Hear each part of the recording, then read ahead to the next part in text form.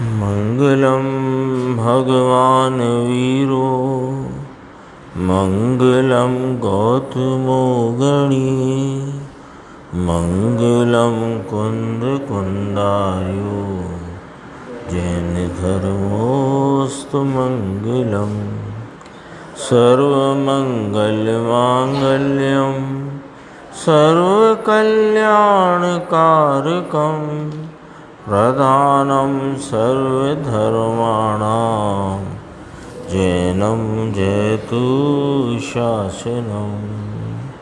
मैं नमो तीर्थनायक को, नमो ओंकारवाणी को, नमो कुंद प्रभु को, जिन्होंने ओंकार धारण की।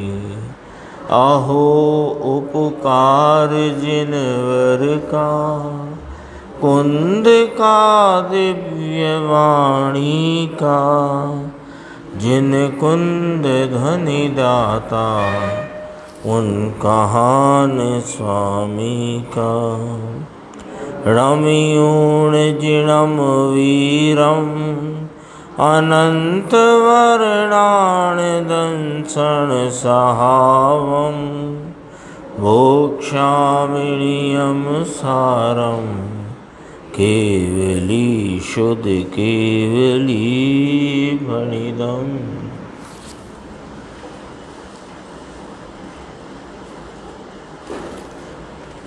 परम भक्ति अधिकार में अपने 225 नंबर का कलश, जो 135 नंबर की गाथा के बाद आज मुनिराज ने कहे 6 कलश, उसमें 5वां कलश है।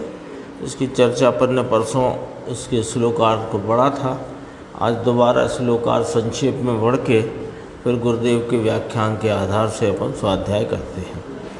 पेज नंबर है 230 कि जो 3 लोक के अग्र में बसते हैं, सिद्ध भगवंत कहाँ बसते हैं कि लोक के अग्र में बसते हैं।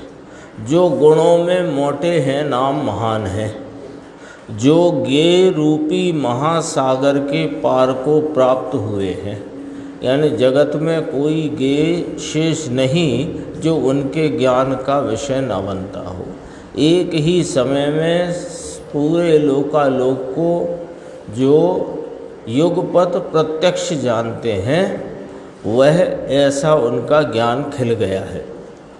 और कहा कि जो मुक्ति लक्ष्मी रूपी स्त्री के मुख कमल का सूर्य है, तो जैसे मुख पर सब गुणों का भाव दिखता है, ऐसे मुक्ति रूपी स्त्री के मुख कमल पर यह अनंत गुणों की प्रकटता वर्तती है, दिखती है, व्यक्त है। और उसके सूर्य है, माने जैसे कमल को खिलाने के लिए सूर्य को निमित्त कहा ना, तो खिलाने कमल तो कमल से खिलता है, सूर्य तो निमित्त कहा। यहाँ उस निमित्त वाले भाव को छोड़ दो। उपमा अलंकार है ना, उपमा से बात करते हैं। निमित्त के भाव को छोड़ो। यहाँ कहना चाहते हैं कि वे उसको खिलाने वाले हैं। अपनी अनंत गुण के कमल को, अनंत गुण की परिपूर्ण व्यक्तता के भाव को खिलाने वाले हैं। उन्होंने खिलाया है अपनी परिणति में, ऐसा। और जो स्वाधीन सुख के सागर हैं, जिन्होंने अष्ट गुणों को सिद्ध किया है, यानी कि प्राप्त किया है, जो भव के नाश करने वाले हैं, और जिन्होंने 8 कर्मों के समूह को नष्ट किया है, वे पाप अटवी पावक, पाप रूपी अटवी नाम जंगल को जलाने में अग्नि के समान है। ऐसे नित्य नाम अविनाशी सिद्ध भगवंतों को मैं निरंतर सिद्ध भगवंतों की मैं निरंतर शरण ग्रहण करता हूँ। ऐसा मुनिराज ने सिद्ध भगवंतों का स्वरूप बताते हुए और अपनी भक्ति के भाव को यहाँ पर प्रकट किया है। गुरुदेव का व्याख्यान देखते हैं 231 पेज। श्लोकार्थ जहाँ से है उसकी 3-4 पंक्तियाँ हैं। देखो, जो 3 लोक के अग्र में बसते हैं, सिद्ध भगवान 3 लोक के अग्र नाम एकदम छेला पॉइंट, अंतिम लोक का अंतिम, 3 लोक के अग्र में बसते हैं। ये सिद्ध नीचे नहीं आते, लेकिन नीचे के जीव वहाँ जाते। वे गए लोक के अग्र में। लोक है ना 3 लोक का, जो पुद्गलों के रहने से वह अमूर्तिक आकाश का आकार इस प्रकार ज्ञात होता है। समझ में आई बात क्या कहना चाहते हैं? आकाश अमूर्तिक द्रव्य है ना, तो उसमें लोकाकाश अलोकाकाश ऐसे 2 भेद पड़ते हैं। तो लोकाकाश किसे कहा कि जहाँ अन्य 5 द्रव्य भी रहे हुए हैं, वह क्षेत्र लोकाकाश कहलाया। और इसके अलावा जितना क्षेत्र है अमाप, वह अलोकाकाश है। ठीक है। अब लोकाकाश भी अमूर्तिक है, क्योंकि आकाश का ही तो भाग है, अमूर्तिक है। तो ये जो अपन देखते हैं पुरुषाकार लोक है, वह पुरुषाकार लोक मूर्तिक पने जो अपने जानने का विषय बना, वह वास्तव में लोकाकाश का दिखावा नहीं है। वो दिख तो रहा है पूरे लोकाकाश के प्रदेश प्रदेश पर अनंते पुद्गल व्याप्त हैं मूर्तिक। तो उन पुद्गलों का इस प्रकार से व्यापने का जो हिसाब है, उससे वह लोकाकाश जानने में आता है। कैसा कि पुरुषाकार, खड़े हुए पुरुष के आकार जैसा। तो लोक का अग्र यानी जो ऊर्ध्व दिशा में अंतिम प्रदेश हैं, अंतिम पंक्ति है प्रदेशों की, कि जिसके आगे फिर कोई द्रव्य नहीं, ऐसे उस लोकाग्र में वे सिद्ध बसते हैं। तो वे नीचे नहीं आते और नीचे के जीव वहाँ जाते हैं। एक बात तो ये कही। फिर कहा सिद्ध होते हैं ना, तो सिद्ध कौन होता है कि नीचे का जीव। नीचे का जीव सिद्ध होता है। कहाँ सिद्ध होता है कि नीचे। मध्य लोक का जीव सिद्ध भाव को प्राप्त करता है, तो कहाँ प्राप्त करता है? मध्य लोक में। और वह जीव फिर ऊर्ध्वगमन क्रिया में लोकाग्र में जाकर के बसता है, विराजता है। एक बात तो ये कही। फिर गुरुदेव कहते हैं, ये एक स्थान पर बात आती है कि सिद्ध है, ये नीचे के जीव को खींचते हैं, ऊपर ले जाते हैं। खींचते हैं यानी उन्होंने सिद्ध किया है कि सब आत्मा ऊपर रहने वाली है। हाँ, लोकाग्र ही तुम्हारा स्थान है। असंख्यात प्रदेशी जीव द्रव्य अमूर्तिक पदार्थ, इसके रहने का क्षेत्र लोकाग्र ही है। तो तुम अपनी इस मलिनता, विपरीतता और अपूर्णता को छोड़ो और ऊपर आ जाओ। ये ऐसे करके कहते हैं कि सिद्ध भगवान नीचे के जीव को खींचते हैं। कैसे खींचते हैं? कि बिना कुछ कहे खींचते हैं। कुछ कहते नहीं कि नहीं कहते। तो कैसे खींचते हैं? कि वे यह अपनी प्रगट पर्याय से बताते हैं कि तुम्हारा स्वरूप भी ऐसा ही है जैसा मेरी पर्याय में प्रकट है। ऐसे करके खींचते हैं। फिर कहते हैं लेकिन सिद्ध को कोई नीचे नहीं लाता है। अन्य मतों में अनेक प्रकार की कल्पनाएं हैं कि जब भक्तों की भीड़ पड़े, माने भक्तों पर कष्ट पड़े, तो वे अवतार लेकर आते हैं और यहाँ सब सेटिंग वेटिंग कर आके फिर चले जाते हैं।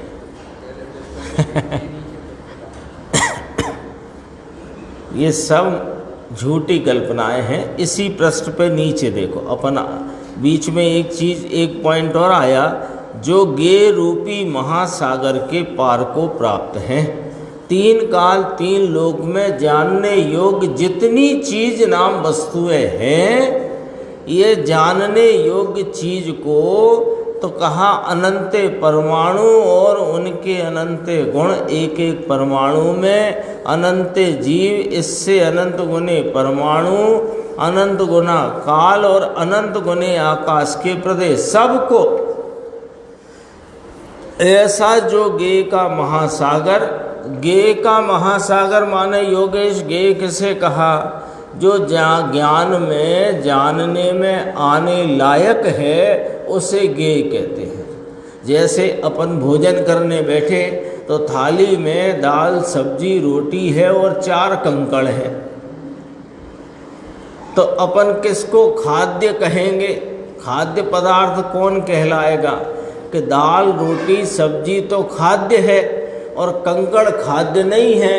तो जो खाने योग्य सो खाद्य, जो जानने में आने योग्य वे गे पदार्थ। तो कितने गे हैं जगत में? तो बताया अनंत जीव, उससे अनंत गुने पुद्गल के परमाणु, और उससे अनंत गुना काल, और उससे अनंत गुने आकाश के प्रदेश, और इसी में फिर वह धर्मास्ति अधर्मास्ति आदि भी समा गए। इन सब द्रव्यों को, उनके अनंत गुणों को, उनकी 3 काल की पर्यायों को एक साथ जानने की सामर्थ्य जिनके प्रकट हुई है, वे सिद्ध भगवंत गे रूपी महासागर के पार को प्राप्त हुए हैं। तीसरा जो विशेषण है देखो, जो मुक्ति लक्ष्मी रूपी स्त्री के मुख कमल का सूर्य है। मुक्ति रूपी लक्ष्मी की स्त्री के मुख कमल, उसको विकसित करने के लिए सूर्य है। इनके सिद्ध के गुणों सब विकसित हो गए हैं, विकास हो गया है। सिद्ध कहते ही उसे है कि जिसने अपनी पर्याय की प्रगटता में यह सिद्ध किया है कि आत्मा अनंत गुणात्मक, अनंत गुण संपदा का स्वामी, और उन गुणों की परिपूर्ण विकसित अवस्था की पर्याय का प्रकट होना, इसका नाम ही सिद्ध हुए सो सिद्ध हुए। कल आया था ना, सिद्ध हुए वे सिद्ध हुए, सिद्ध हुए वे सिद्ध हुए माने सिद्ध कर दिया सिद्ध ने कि यह ऐसा आत्मा का स्वरूप है। जैसे कमल सूर्य के कारण विकास को प्राप्त हो जाता है, खिल जाता है लौकिक में, उपमा अलंकार से यहाँ पर दृष्टांत भी कहा कि जैसे कमल सूर्य के कारण विकास को प्राप्त हो जाता है, ऐसे सिद्ध भगवान के गुण विकास को प्राप्त हो गए हैं। कैसे हो गए हैं? कि पर्याय में अनंता अनंता अनंता अनंता भाव, संख्या नहीं है ये। पर्याय तो एक, सिद्ध अवस्था एक, फिर वो गई तो दूसरी सिद्ध अवस्था, तीसरी, चौथी, ऐसे अनंत काल तक। लेकिन एक ही समय में प्रगट सिद्ध की अवस्था में अनंत गुण ये संख्या, और अनंत गुणों के अनंता अनंता अनंता अनंता भाव, सामर्थ्य, वह विकास को प्राप्त हो गई है। इसका नाम है कि मुक्ति लक्ष्मी रूपी स्त्री का मुख कमल जैसे खिल रहा है, उसके खिलावट में वे सूर्य के समान है। जो स्वाधीन सुख के सागर हैं, अपने अंतर आनंद के, अतीन्द्रिय आनंद के सुख के तो सागर है। सागर तो समझते ही हैं निर्देश भाई, समुद्र जिसमें अपार जल राशि है, और यह हम अपने इन नेत्रों के आलम्बन से समुद्र का दूसरा सिरा देखना चाहें तो दिखाई देता नहीं। ऐसी अपार जल राशि वाला जो समुद्र है, तो समुद्र का यहाँ उपमा क्यों दी कि जिसमें रही हुई जल राशि अपार है, इसलिए समुद्र की उपमा दी। ऐसे यह चैतन्य भगवान, ये जो आनंद गुण का धारक, इसके आनंद गुण में उसके आनंद की सामर्थ्य इतनी है कि जैसे समुद्र में जल राशि अपार है, ऐसे इसके अंदर सुख का भाव अपार अपार अपार भरा हुआ है। हाँ, कभी घुटे नहीं, अनंत काल तक वो सुख खत्म हो जाने वाला है, ऐसा नहीं है। दरिया भरा है भगवान आत्मा में, अतीन्द्रिय आनंद का दरिया, दरिया नाम समुद्र भरा हुआ है। यहाँ देखो, थोड़ा अपने को ख्याल कराते हैं। यहाँ जरा मौसमी का पानी पीता हो, मौसमी का रस, क्या आम का अच्छा मीठा रस खाता होए, तो इसको ऐसा हो जाए कि हम तो बड़े सुखी हैं, है ना। अभी तो आम सीजन आया नहीं, मंडी में मिलते नहीं, लेकिन हमने तो मंगवा लिए और बढ़िया कैरी नाम आम का रस और पूड़ी और ये और वो, तो कहे हम सुखी हैं। तो कहते हैं कि ये तो स्वयं सुख का सागर है, और ये आम का रस वाला सुख की कल्पना ये पराधीन है और ये स्वाधीन है। इस सुख को प्रगटने में किसी की अपेक्षा ही नहीं। कैरी के आम के रस में सुख मानते हो कदाचित, तो उसमें आम का होना जरूरी है, और मीठा हो, फिर उसमें शक्कर भी हो, फिर वो जो भी हो, तो कितनी पराधीनता है। और यद्यपि कि वो सुख नहीं है, कल्पना है। ये तो सुख है, असल है, स्वाधीन है, निरपेक्ष है। ऐसे स्वाधीन निरपेक्ष सुख का दरिया कहाँ भरा है भाई साहब? सिद्धों में कि मेरे में? सिद्धों में भरा है, वह प्रगट है, और मेरे में भरा हुआ है अनादिकाल से। लेकिन हमको उस सुख के सागर की स्वीकारता नहीं, खातरी नाम विश्वास नहीं, इसलिए हमको निरंतर सुख की चाह है, और सुख की प्राप्ति के लिए कहीं ना कहीं मिलेगा, यहाँ मिलेगा, वहाँ मिलेगा, इस प्रकार की मिथ्या कल्पनाओं में सुख की खोज है, जो मिलता ही नहीं, क्योंकि है ही नहीं। आपकी अंगूठी खोए तो मिलेगी कहाँ? जहाँ होगी आपके ध्यान से ही उतर गई। अंगूठी खो गई तो अंगूठी खो गई है ना, अंगूठी खो कर के मिट्टी तो नहीं बन गई है, अंगूठी है, लेकिन जहाँ है वहाँ मिलेगी, जहाँ है नहीं। एक उदाहरण पता नहीं किसने, देवेंद्र जी ने दिया था, कब दिया था, कि एक वो, हाँ अंगूठी खोई, अब खो गई तो ढूंढे बाहर, क्यों ढूंढ रही? कि अंदर उजाला ही नहीं है, कैसे ढूंढे? वो किसी से उसने कहा मेरी अंगूठी खो गई, तो उनने कहा कि प्रकाश में खोजो, यानी जहाँ खोई है वहाँ प्रकाश नाम का पदार्थ या कोई दीपक आदि उसको ले जाओ और खोज लो। तो उन्होंने कहा प्रकाश में खोजना है, तो बाहर जो गली की स्ट्रीट लाइट जलती थी वहाँ खोजे, है नहीं ना, तो मिलेगी क्या? तो जो जहाँ है वहाँ मिलता है, ऐसे कहा देखो। और वह तो पराधीन मान करके कल्पना है, ये आम का रस तो आत्मा को छूता भी नहीं। सच पूछें तो ये रसना को भी नहीं छूता है।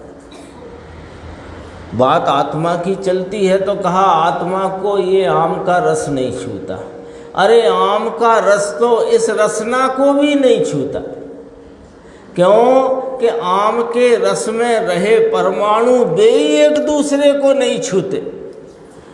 तो आम के रस रूप जो स्कंद है परमाणुओं का समुदाय, वो इस रसना इंद्रिय वाले स्कंद को कैसे छुए? क्योंकि प्रत्येक द्रव्य अपनी अपनी सत्ता में रहा हुआ है और एक द्रव्य का अन्य द्रव्य में अत्यंत अभाव है। वस्तु स्वरूप तो ऐसा है, मानो चाहे जैसे मानने का परिणाम हमारे सामने है, और जिन्होंने सच्चा माना उनका परिणाम वो हमें दिख रहा है। अनंत सिद्ध भगवान विराजते हैं। निकट में निकट अपन अपनी अपेक्षा बात करें तो 2500 वर्ष पहले लगभग यही इसी भरत भूमि से महावीर भगवान ने सिद्ध दशा प्राप्त करी। तो कैसे करी? अदवा तदवा कल्पनाओं से, कि वस्तु स्वरूप के यथार्थ अंगीकार करने से। तो फिर अपने को क्या करना कि जैसा वस्तु का स्वरूप है, आत्मा का अनात्मा का जैसा स्वरूप है, वैसा जानकर निर्णय करके आत्मा मैं हूँ ऐसा स्वीकार करना और अनात्मा मैं नहीं हूँ ऐसा स्वीकार करना, इसी का फल मोक्ष है, सिद्ध अवस्था है। देखो नीचे जो स्वाधीन सुख के सागर हैं, जिन्होंने अष्ट गुणों को सिद्ध नाम प्राप्त किया है। सिद्ध भगवान ने 8 गुण प्राप्त किए हैं। 8 गुण कहलाते हैं ना, अगुरु लघु तवगानत सूक्ष्मत्व अव्यवादत्वादि, हाँ, अनंत दर्शन अनंत ज्ञान, ये सब जो भव का नाश करने वाले हैं। भव का नाश हो गया है। सिद्ध अवस्था का नाम ही भव रहित अवस्था है। अरिहंत के भी यद्यपि के नाश हो गया, लेकिन अभी शरीर का संयोग है तो भव गिना जाता है। और सिद्ध भगवंतों के भव का नाश हो गया है, अर्थात भव है नहीं। जिन्होंने 8 कर्मों के समूह को नष्ट किया है, 8 कर्मों का ढेर का जिन्होंने नाश किया है। लो, कर्मों का नाश कर दिया। कर्म को आत्मा नाश करता है। आत्मा अपने में ठहरता है, तब कर्म पुद्गल परमाणु अकर्म रूप परिणमित हो जाते हैं। तो उपचार से यह कहने में आता है कि ये जीव ने 8 कर्मों का नाश किया। बोलो क्यों भाई निर्देश? कौन कर सकता है कर्मों का नाश? कोई नहीं कर सकता। कर्म क्या है? थोड़ा समझना। कर्म द्रव्य है कि पर्याय है? कर्म पर्याय है। किसकी? पुद्गल द्रव्य की। तो पुद्गल द्रव्य की कर्म रूप परिणमित पर्याय जिसका संयोग जीव को है, वो जीव के संयोग में रहे पुद्गल परमाणु जो कर्म रूप परिणमित हैं, जीव की स्वयं की एकाग्रता, लीनता, तल्लीनता के वो जीव ने मैं तल्लीन होऊंगा तो कर्म खिलेंगे, ये नहीं। मैं अपने सुख स्वरूप में लीन रहता हूँ, यही मेरा कर्तव्य है। ऐसे जब जीव मोक्ष मार्ग में वर्तते हुए स्वरूप की तल्लीनता के द्वारा अपने स्वरूप की आराधना करता है, तो संयोग में रहे पुद्गल परमाणु वो कर्म से अकर्म रूप परिणमित हो जाते हैं। जिसे इस प्रकार कथन करने में आता है कि जीव ने कर्मों का नाश किया। ठीक है, सबको ये बात समझ में आती है कि नहीं आती कि कर्मों का नाश करना जीव के सामर्थ्य में ही नहीं है। और अब तक किसी जीव ने न एक भी कर्म बांधा है, न एक भी कर्म खिराया है। थोड़ी पॉइंट है, ये समझना चाहिए, क्योंकि इनके समझे बिना वो जो जिनागम में जिस प्रकार निमित्त नैमित्तिक व्यवस्था की शैली में जो कथन आए हैं उसमें हमको उलझन ना रहे, इसलिए कुछ सिद्धांत हैं वो अपने को ऐसे ऐसे याद कर लेना चाहिए जैसे बचपन में पहाड़ा याद किया था, तो आज काम आता है ना। तो एक द्रव्य दूसरे द्रव्य में अत्यंत अभाव है, एक द्रव्य दूसरे द्रव्य का कार्य कर नहीं सकता, प्रत्येक द्रव्य सामान्य विशेषात्मक अपनी स्वरूप सत्ता में रहता है, इसके विशेष को कोई दूसरा करे ऐसा तीन काल में है नहीं। इसलिए इन कुछ सिद्धांतों के प्रयोग फार्मूला हैं ये, इनके प्रयोग से जिनवाणी में जब दो द्रव्यों को मिलाकर कथन किया गया हो, भेद डालकर कथन किया गया हो, तो समझना कि यह कथन किस प्रकार का है। देखो,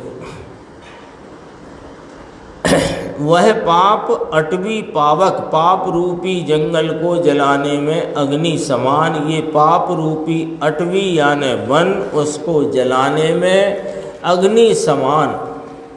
पाप में क्या क्या आएगा? पुण्य भी और पाप भी। नित्य अविनाशी, लो नित्य प्रभु अविनाशी, भले पर्याय पलटती है। सिद्धों की पर्याय है कि नहीं निर्देश भाई, है ना?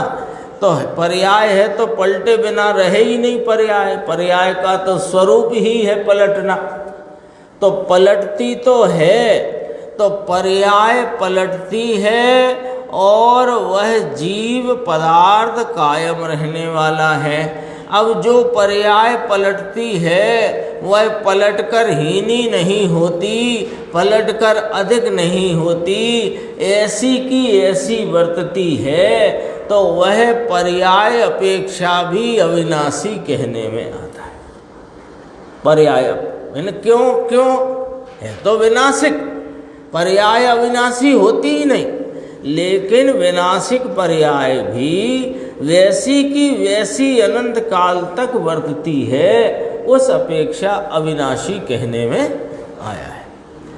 ऐसे सिद्ध भगवंतों को, अविनाशी सिद्ध भगवंतों को मैं निरंतर शरण ग्रहण करता हूँ। सिद्ध भगवंतों की मैं निरंतर शरण ग्रहण करता हूँ। इसका क्या अर्थ हुआ? दूसरी कोई शरण नहीं, तो सिद्ध भगवान की शरण लेना है कि सिद्ध समान अपने भगवान की शरण लेना है। तो कहा अपने भगवान की शरण लेने में ही सिद्ध भगवंतों की शरण है, ये व्यवहार आया। 135 गाथा व्यवहार भक्ति की है और 134 गाथा जिसमें शुद्ध रत्नत्रय का स्वरूप कहा, वह निश्चय भक्ति की बात है। निर्माण भक्ति चलती है ना, आगे देखिए 226 कलश।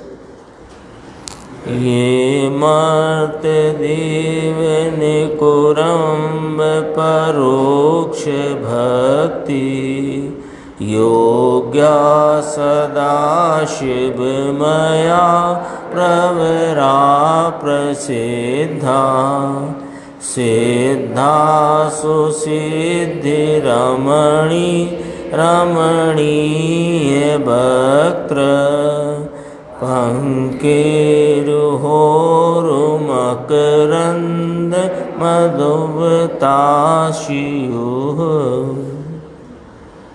जो मनुष्यों के तथा देवों के समूह की परोक्ष भक्ति के योग्य हैं, जो सदा शिवमय हैं, जो श्रेष्ठ हैं और जो प्रसिद्ध हैं, उन सिद्ध भगवंत, कितनी बात करी ये सिद्ध भगवंतों की, कहा कि मनुष्यों और देवों का समूह की परोक्ष भक्ति के योग्य हैं।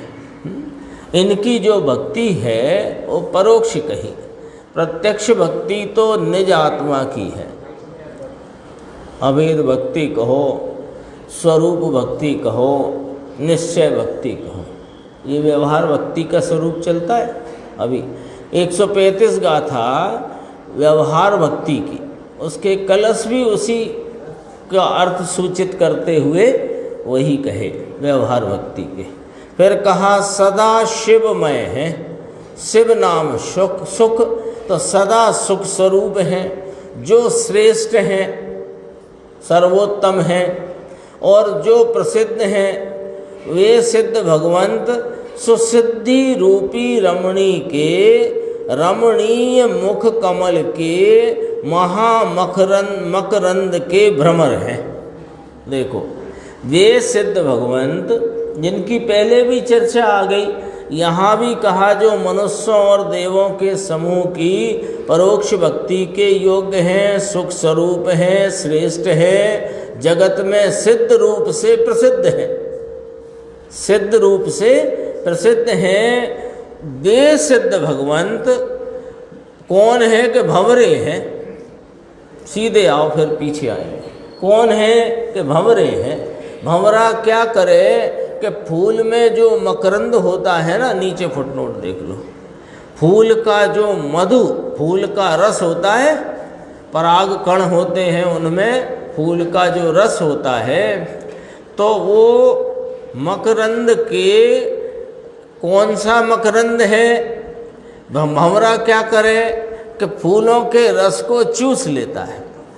तो ये सिद्ध भगवंत भी रस को चूसने वाले हैं। कौन से मकरंद रूपी रस को कि जो सुसिद्धि रूपी रमणी यानी मुक्ति स्त्री, मुक्ति रूपी स्त्री, जो पीछे के कलश में कहा था मुक्ति रूपी स्त्री, तो यहाँ कहा सुशुद्धि रूपी रमणी, उसके रमणीय मुख कमल। अब ये बड़ी गजब की उपमा है, पीछे भी आ गई है, उसी भाव के अंतर्गत अपन समझ सकते हैं कि सिद्धि सुसिद्धि यानी सम्यक सिद्धि रूपी जो मुक्ति रूपी मोक्ष रूपी रमणी, अब उसका रमणी का मुख कमल कैसा, पीछे चर्चा आ गई पिछले कलश में कि अनंत गुणों की प्रगटता वाला मुख कमल होता है ना। किसी का चेहरा होता है, वो चेहरे पर उसके हाव भाव गुण दोष सब दिखाई देते हैं ना। ऐसे मुक्ति रूपी स्त्री या रमणी, उसका मुख कमल कैसा है कि अनंत गुणों की अपार सामर्थ्य की प्रकटता वाला है। और वह अपार सामर्थ्य कैसी है कि रमणीय है, भोगने के योग्य है।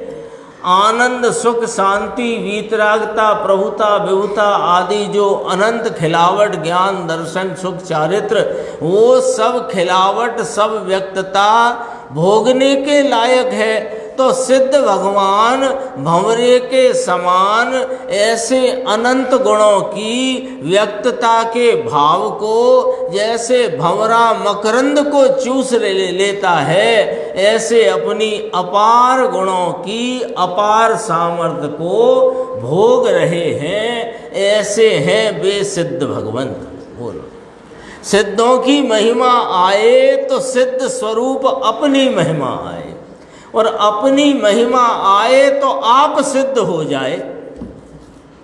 और कोई काम ही नहीं, और कोई विधि नहीं, और कोई रीति नहीं। मनुष्य भव मिला और करने योग्य क्या, परसों नरसों आई थी बात, स्वयं का महात्म करना और उसमें बस जाना, बस इतना मनुष्य भव का कर्तव्य है। मनुष्य भव में क्या करना, क्या करने लायक है कि स्वयं का महात्म करना और इसमें बस जाना, बस। तो क्या हो जाओगे कि सिद्ध हो जाओगे। सिद्ध होने से क्या होएगा कि भंवरे के समान अपनी अनंत गुण की प्रकटता के अपार सामर्थ्य सुख शांति आनंद को भोगो। कब तक भोगे, एक तो भोगने के लिए भाव अनंता, अनंत भाव समझ गए संजय भाई? नहीं समझे। अनंत भाव माने सुख है कि नहीं, तो सुख की अनंत प्रगटता, ज्ञान की अनंत प्रगटता, दर्शन की अनंत प्रगटता, चारित्र की अनंत प्रगटता, स्वच्छता की, प्रभुता की, विभुता की, सब गुणों की अनंत प्रगटता, उसको भोगे कौन? कि जिसके प्रगट है वो। तो सिद्ध भगवान मकरंद के भ्रमर हैं, अर्थात अनुपम मुक्ति सुख को कब तक भोगते हैं और कैसे भोगते हैं?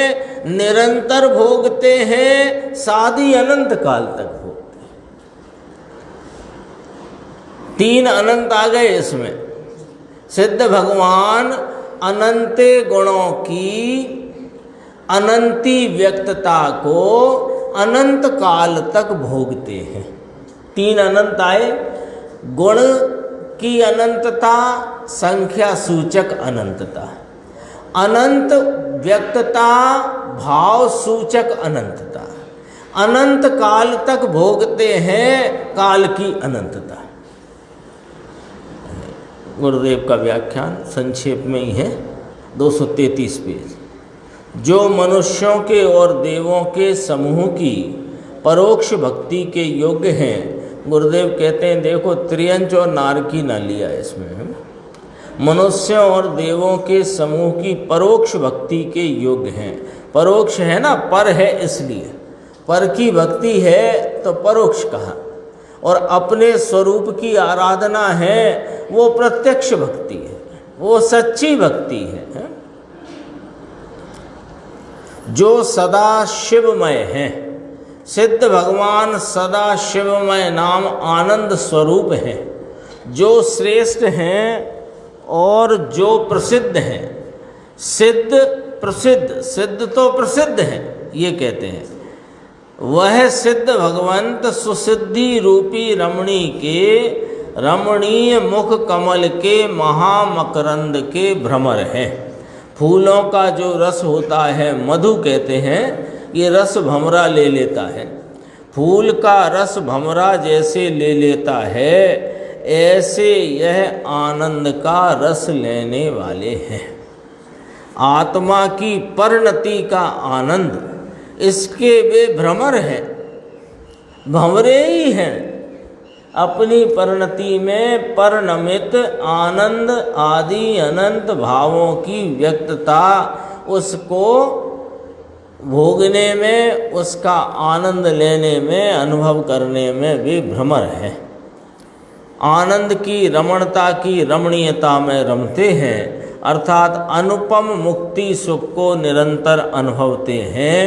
इसका नाम सिद्ध है। 136 गाथा प्रारंभ करते हैं। देखो सूत्र है, मोक्ष पहेय पाणम ठावी ऊण या कोण दिने बुद्धि भक्ति तेण दुजीवो पावै असहाय गुणमणिय पाणम पंत स्थापी आत्मने निर्वाणनी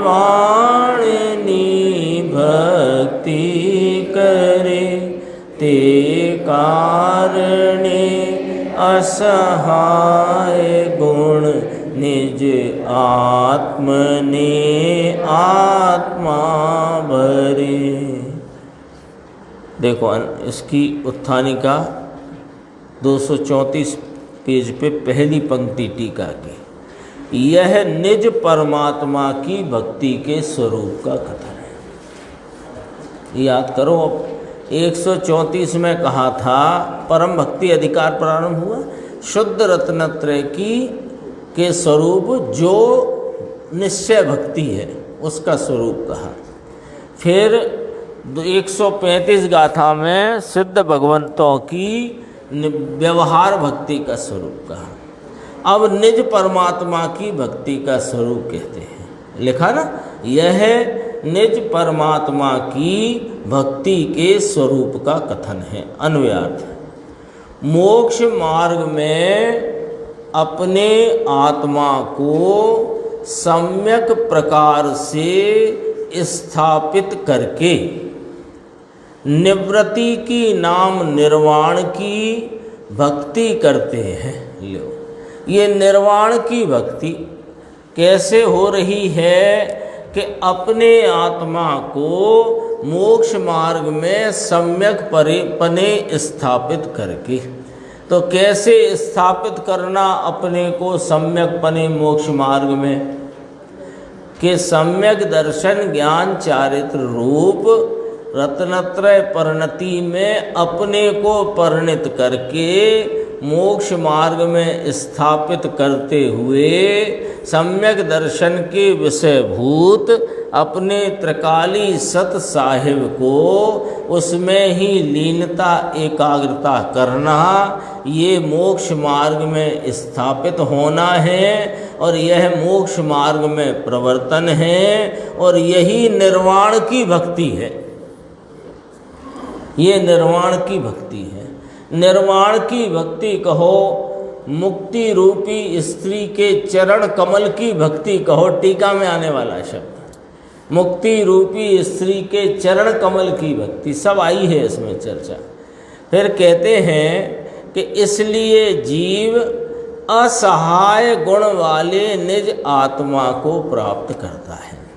ये जीव असहाय गुण वाला है। फुटनोट देखते हैं, देखो, जिसको किसी की सहायता नहीं, ऐसे गुण वाला। देखो, असहाय शब्द का अर्थ है, हाँ, अपने लौकिक में असहाय का अर्थ समझते हैं कि देखो इसकी कोई सहायता ही नहीं करता, बेचारा कितना असहाय है। हाँ, यहाँ कहते हैं कि जगत का प्रत्येक द्रव्य असहाय है। क्यों?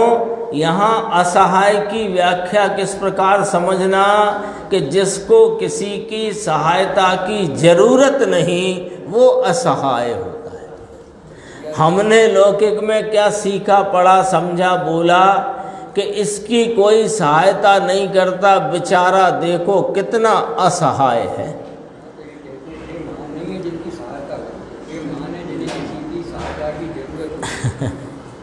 ये तो द्रव्य, जगत का प्रत्येक द्रव्य, चेतन अचेतन कोई पदार्थ, यहाँ तो अपनी बात चलती है ना। तो आत्मा कैसा है योगेश भाई? असहाय है। इसको किसी की सहायता की जरूरत ही नहीं है, ऐसा है यह आत्मा। हाँ, असहाय ही है, जरूरत ही नहीं है इसको।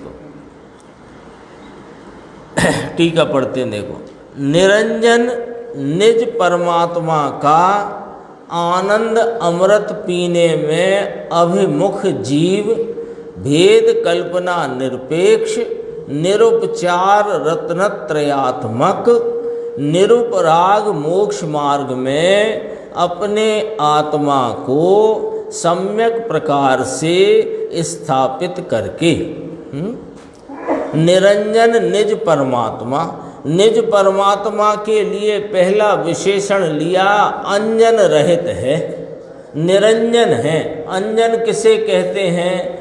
मलिनता और कालिमा को अंजन कहते हैं।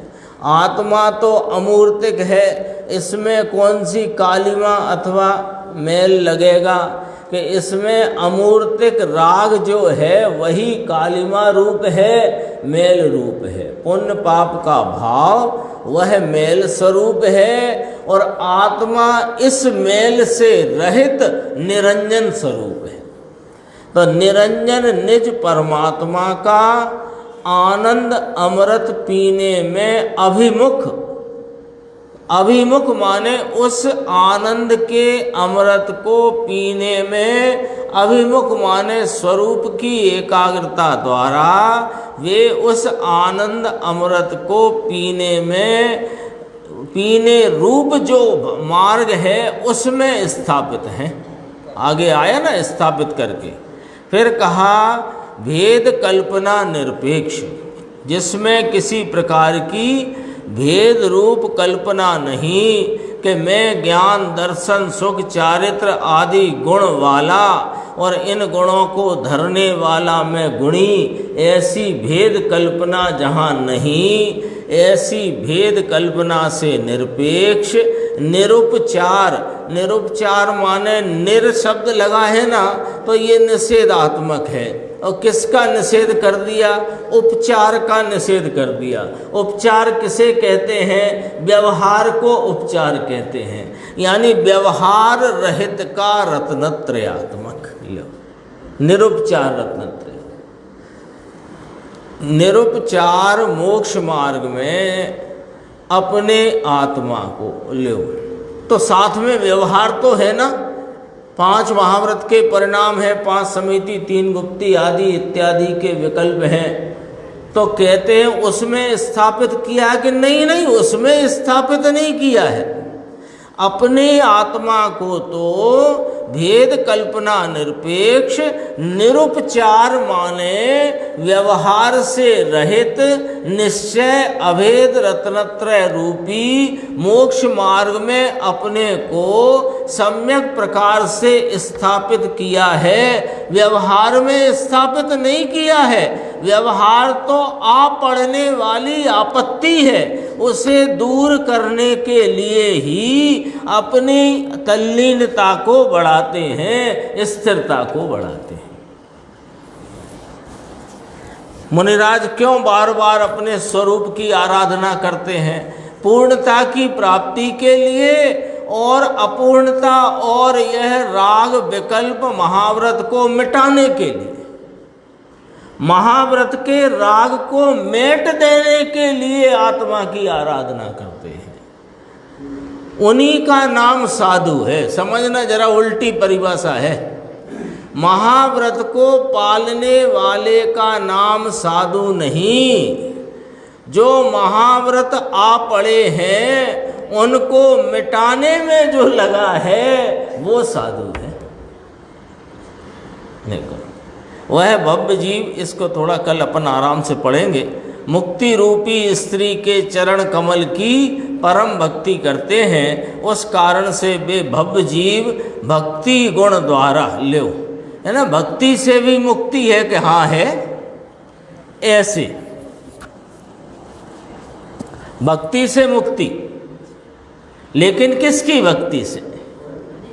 कीर्तन से नहीं। सम्यक प्रकार अपने को पहचान कर मोक्ष मार्ग में स्थापित करके मुक्ति रूपी स्त्री के चरण कमल की परम भक्ति, इसकी चर्चा कल करेंगे।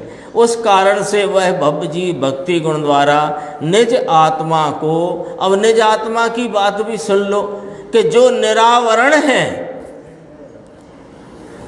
सदैव निरावरण सहज ज्ञान गुण वाला होने से असहाय गुणात्मक है, उसको प्राप्त करते हैं। आगे चलेंगे। शुद्ध स्वरूप अविनाशी